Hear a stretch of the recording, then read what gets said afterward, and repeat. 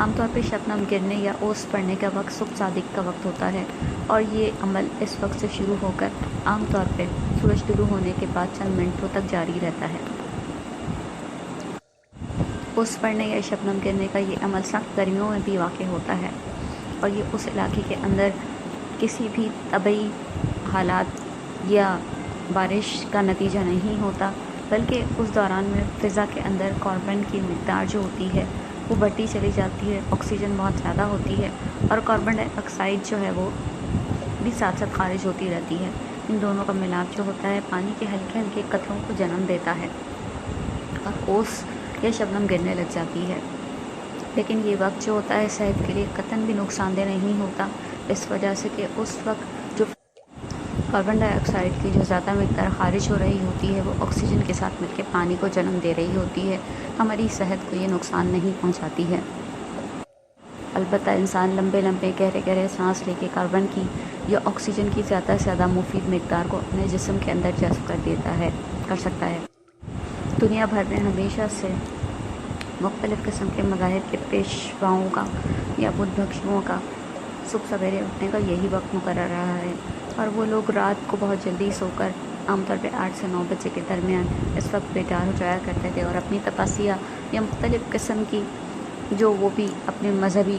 رسومات ادا کرتے تھے وہ اسی وقت ادا کیا کرتے تھے۔ یہ وقت اگر کسی بھی قسم کی ایکسرسائز کے لیے وقت نہ بھی کیا جائے تب بھی انسان کو بے حد ایسی قیمتی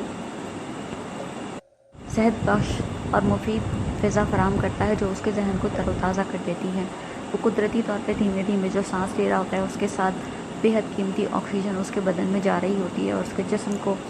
بیماریوں سے نمٹنے کے لیے بے حد طاقت اور توانائی بخش دیتی ہے۔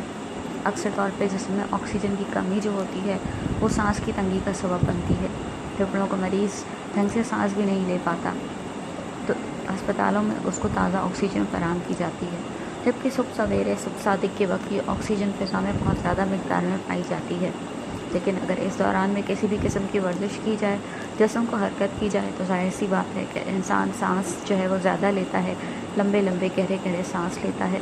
اور اس کے جسم میں آکسیجن کی بہت زیادہ مقدار جذب ہوتی چلی جاتی ہے۔ اسی طرح سے شبنم کے یہ قطرے جو اس دوران میں گر رہے ہوتے ہیں یہ بہت زیادہ صاف ستھرا پانی رکھتے ہیں، اور ان قطروں کو اگر کسی بھی طریقے سے اپنے جسم میں جذب کر لیا جائے، پی لیا جائے یا آنکھوں میں گرنے دیا جائے تو یہ انسانی جسم کو بہت زیادہ توانائی اور طاقت فراہم کر دیتی ہیں۔ اس مقصد کے لیے سب سے بہترین عمل جو ہوتا ہے وہ آہستہ قدموں کے ساتھ چہل قدمی ہوتا ہے۔ اگر پیروں کو چپل سے آزاد کر کے یا کسی بھی قسم کے جوتوں سے آزاد کر کے ٹھنڈی گھاس کے اوپر چہل قدمی کی جائے تو انسان کی صحت نہایت عمدہ ہوتی چلی جاتی ہے۔ اکثر لوگ رات کے وقت کھلی فضا میں سونا پسند نہیں کرتے، لیکن یہ عمل ان کو بہت زیادہ صحت مند آکسیجن فراہم کرتا ہے اور انہیں ان گنت ایسی بیماریوں سے نجات دیتا چلا جاتا ہے جن کا علاج بھی یا جن کو سمجھنا بھی ابھی تک بھی سائنسدانوں کے لیے مکمل طور پہ ممکن نہیں ہو سکا ہے۔ انسان جدید دور کے اندر تازہ ہوا اور آکسیجن سے محروم ہوتا چلا جا رہا ہے، اور عجیب و غریب قسم کی بیماریوں کے ساتھ ساتھ اس کے جسم سے قوت مدافعت بھی رخصت ہوتی چلی جا رہی ہے۔ صبح سویرے اٹھنے اور آکسیجن جسم جذب کرنے کا یہ عمل انسان کو بہت زیادہ تندرست و توانا کر دیتا ہے، اور ابتدائی رات کی نیند اور اس کے بعد اٹھ جانا انسانی ذہن کو بہت زیادہ چست اور طاقتور بنا دیتا ہے۔ انسانی ذہن کو نیند کی بہت زیادہ ضرورت ہوتی ہے، لیکن یہ وقت پہ لینا یا حد سے زیادہ نہ لینا بھی ضروری ہوتا ہے کہ انسانی ذہن کو چاقو چابند رکھا جائے، اس کو زیادہ نہ سلا دیا جائے۔ دن کے وقت سورج کی تپش اور تیز روشنی انسان کو پرسکون نیند نہیں لینے دیتی۔ انسان پرسکون نیند لینے کے لیے دن کے وقت پردے گرا لیتا ہے اور اے سی چلا لیتا ہے، لیکن چونکہ یہ سب مصنوعی عمل ہوتے ہیں اور کمرے کے اندر مزید تازہ آکسیجن کو آنے سے روک لیتے ہیں، اور جبکہ دن میں سورج کی تپش کی وجہ سے آکسیجن کی مقدار ویسے بھی کم ہوتی ہے، تو انسان کی صحت جو ہوتی ہے وہ زیادہ سونے کے باوجود دن بدن گرتی چلی جاتی ہے۔ البتہ کسی بڑے مقصد کی خاطر انسان چھوٹی موٹی قربانیاں دیتا ہے تو اس میں کوئی حرج نہیں ہے کہ وہ کسی بھی وقت سونے اور جاگنے کی اپنی عادت بنا لے، لیکن کبھی کبھار یا ہفتے میں 2 یا 3 دن اس کو کم از کم صبح سویرے بیدار ہو کر اپنے جسم کو صبح کی تازہ ہوا بھی دینی چاہیے اور جسم کو شبنم کی ٹھنڈک بھی پہنچانی چاہیے۔ یہاں چند مزید باتوں کا خیال رکھنا نہایت ہی ضروری ہے کہ یہ عمل جو ہوتا ہے صحت کے لیے مفید عادتیں انسان کی صحت کو قائم رکھتی ہیں، لیکن کسی وجہ سے انسان کو دانوں خاص کر کسی بھی سنگین عارضے کا شکار ہے تو اسے صبح سویرے اٹھنے پر مجبور کرنا اور یہ سمجھنا کہ اس کی ٹی وی بھی ختم ہو جائے گی نہایت زیادتی کی بات ہے۔ اب اس کا جسم جو ہے وہ مریض ہو چکا ہے، اس کا جسم لاغر ہو چکا ہے، تو اسے سونے جاگنے کے روایتی طریقوں کا کاربند جو ہے نہیں بنانا چاہیے، اور جو ڈاکٹر یا اچھا طبیب مشورے دیتا ہے اسے مان لینا چاہیے۔ اسی طرح سے لو کے مریض کو اے سی میں سلایا جاتا ہے یا انتہائی بیمار لاغر کو اے سی میں سلایا جاتا ہے، تو وہ اس کے لیے ایک مجبوری کا عمل ہے جو نہایت ضروری ہے اس کو زندہ رکھنے کے لیے، جیسا کہ ہم بوقت ضرورت آپریشن کرتے ہیں، جبکہ عام طور پر بلا وجہ جسم کو چیرے لگانا کوئی اچھا فعل نہیں ہے۔ لیکن ظاہر ہے یہ سارے کام ایک ماہر طبیب کی نگرانی میں ہوتے ہیں، عام انسان کو ایسے کام کرنے کی قطعاً بھی نہ تو اجازت ہے نہ دینی چاہیے۔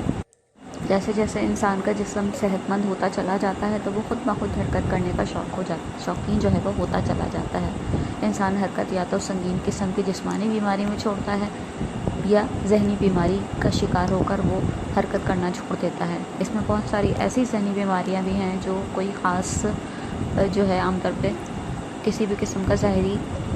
رد عمل نہیں دیتی، سوائے یہ کہ وہ شدید قسم کا ڈپریشن کا شکار ہوتا ہے، اس میں بھی وہ حرکت کرنا چھوڑ دیتا ہے۔ ڈپریشن کا یہ عمل بھی صبح سویرے ننگے پاؤں گھاس پر سیر کرنے سے بہت زیادہ کم ہو جاتا ہے، اور انسان کے اندر حرکت کرنے کا اور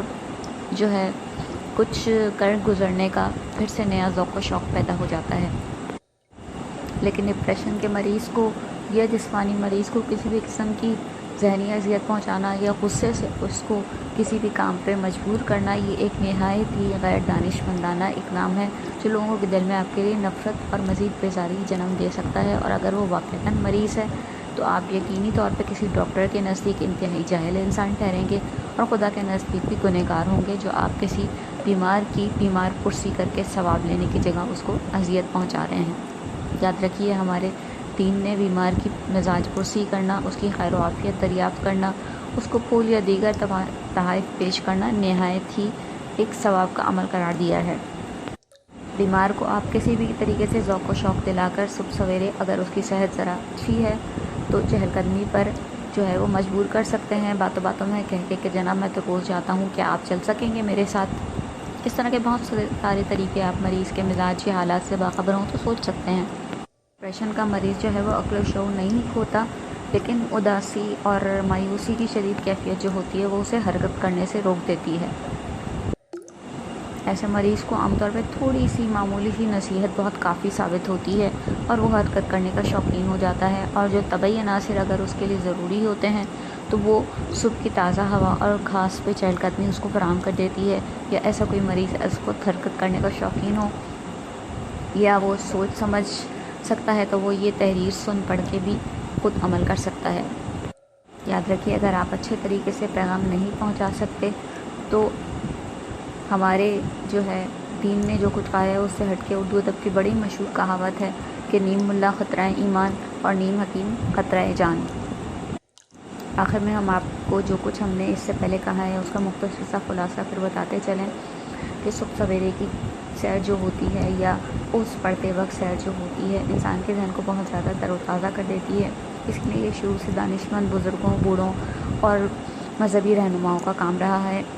اور اسی وجہ سے ان کی صحت نہایت عمدہ ہوتی تھی، اور 100 برس کے بوڑھے بدھ بھکشو اور جو ہے سقراط جیسے لوگ 100 سال کی عمر میں تقریریں کیا کرتے تھے، اور ہم لوگ جو ہیں حرکت کرنے سے قاصر ہوتے ہیں۔ اس وقت کاربن ڈائی آکسائڈ کی زیادہ مقدار جو ہوتی ہے جسم کو قطعاً بھی نقصان نہیں پہنچاتی، بلکہ آکسیجن اور کاربن ڈائی آکسائڈ مل جل کے پانی کو جنم دیتے ہیں، اور یہ شبنم کے قطرے جو ہیں دھیرے دھیرے گرتے ہر شے کو بہت زیادہ طاقت و توانائی دے دیتے ہیں۔ جہاں پہ ظاہر تازہ گھاس پائی جاتی ہے یا کسی بھی قسم کے پودے پائے جاتے ہیں تو پودوں سے جو اس وقت رات کے وقت کاربن ڈائی آکسائڈ خارج ہو رہی ہوتی ہے تو یہ عمل وہاں پہ بہت زیادہ ہوتا ہے، اور پودوں کے اوپر آپ گرتی ہوئی شبنم کا نظارہ بھی بآسانی کر سکتے ہیں، اور شبنم کی مختلف قسم کی مقدار بھی کم یا زیادہ آپ حاصل کر سکتے ہیں، اور اس کو مختلف مقاصد کے لیے استعمال بھی کر سکتے ہیں۔ ہمیں امید ہے کہ ہماری آج کی یہ ویڈیو آپ کو بےحد پسند آئے گی، اور آپ اسے لائک بھی کریں گے، اور ہمارے چینل کو سبسکرائب بھی ضرور کیجیے گا، اور اس پوسٹ کو زیادہ سے زیادہ شیئر کر کے مفید معلومات کو آگے پہنچائیے، کیونکہ اگر آپ کسی کو نہیں کچھ دے سکتے تو مسکرا کے دیکھنا یا کچھ علم دے دینا بھی صدقہ جاریہ سے کم نہیں۔